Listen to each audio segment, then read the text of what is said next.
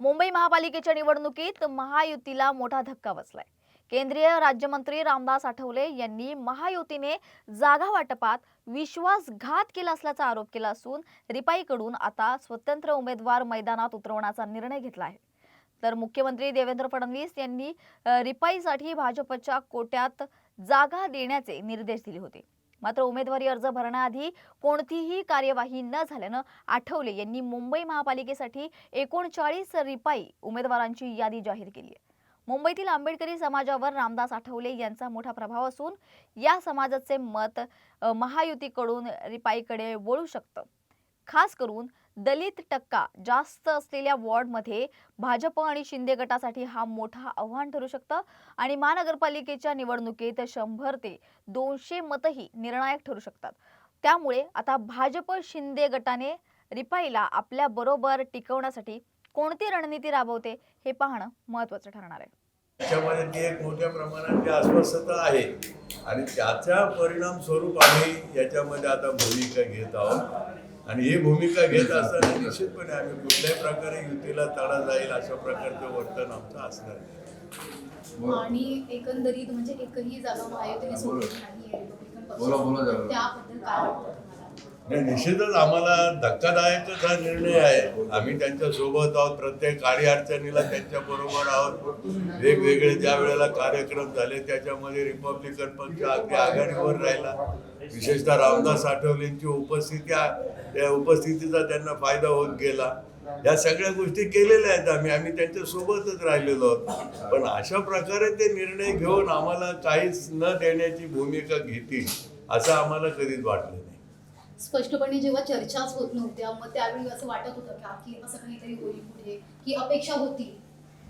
नाही, अशी अपेक्षा नव्हती आम्हाला। खरं तर ज्या ज्या वेळेला त्यांनी चर्चेला बोलावलं आमचे सगळे कार्यकर्ते चर्चेला तिथं जायचे। अक्षरशः 4-4, 5-5 तास त्यांना तिथं थांबावं लागलेलं आहे। 4-5 वेळेला आलेला चहा याच्या पलीकडे काही तिथं मिळालेलं नाही। पण असं असताना देखील त्यांनी का डावललं हे आम्हाला कळत नाही। तुम्हाला काय वाटतं सर, हे सगळं बघता म्हणजे कुठेतरी अपमानजनक आहे, पण आता स्वबळावरती गेल्यानंतर याचा रिपब्लिकन पक्षाला फायदा होईल?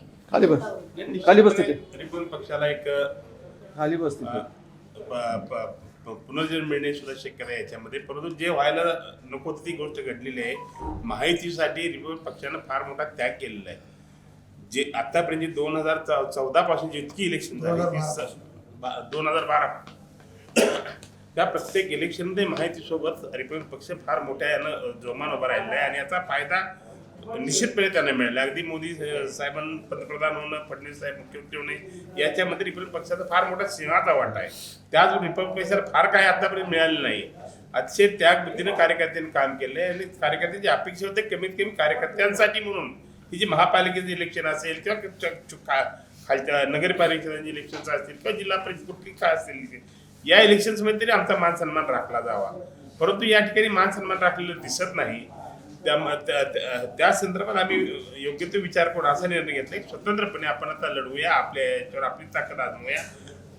म्हणून MMRDA प्रदेशमध्ये सर्व महानगरपालिकांमध्ये जसे की मुंबई महानगरपालिका आहे, ठाणा महानगरपालिका आहे, नवी मुंबई महानगरपालिका आहे, वसई महानगरपालिका आहे, मीरा भाईंदर महानगरपालिका आहे, भिवंडी महानगरपालिका आहे, कल्याण डोंबिवली महानगरपालिका आहे आणि तुमची उल्हासनगर नगरपालिका। या ठिकाणी आम्ही एकतर स्वतंत्रपणे लढू किंवा अन्यथा महायुतीमधला जो घटक पक्ष असेल त्याच्यावर आम्ही कोलॅबरेशन करू आणि इलेक्शन लढू। परंतु आमच्या कार्यकर्त्यांना जास्तीत जास्त किती संधी मिळेल याची आम्ही तजवीज करू। दलित पॅंथरच्या काळापासून असेल किंवा आत्ताचा या रिपब्लिकन पक्षाच्या याच्यामध्ये आठवले साहेबांनी या भारतीय जनता पक्षाचं राजकीय अस्पृश्यत्व संपवलेलं आहे। म्हणजे भारतीय जनता पक्षाला राजकीय दृष्ट्या अक्षरशः अस्पृश्य मानलं जात होतं। त्यावेळी आठवले साहेब पूर्णपणे समाजाच्या विरोधात जाऊन भूमिका त्यांनी घेतली। त्या भूमिकेच्या माध्यमातून भारतीय जनता पक्षाचा एक प्रकारे पुनर्जन्म झाला असं म्हणता येईल आपल्याला। त्याच्यानंतर हा संपूर्ण भारतीय जनता पक्ष वाढला। तर याच्याकडे अपेक्षा नव्हती। कार्यकर्ते आमचे नाराज झाले आहेत, मीटिंगसाठी बोलतात, 3-3, 4-4 वेटिंग ठेवतात। म्हणजे कार्यकर्त्यांना किंवा पक्ष प्रमुखांनाही शोभणाऱ्या गोष्टी नाहीत। कार्यकर्ते आज आमचे बोलत नाहीत, पण कार्यकर्त्या मनामध्ये फार मोठ्या प्रमाणात खटकत आहे आणि याचा एक उपयोगी आमच्यासाठी असा होईल की आमची ताकद आम्हाला आजवता येईल.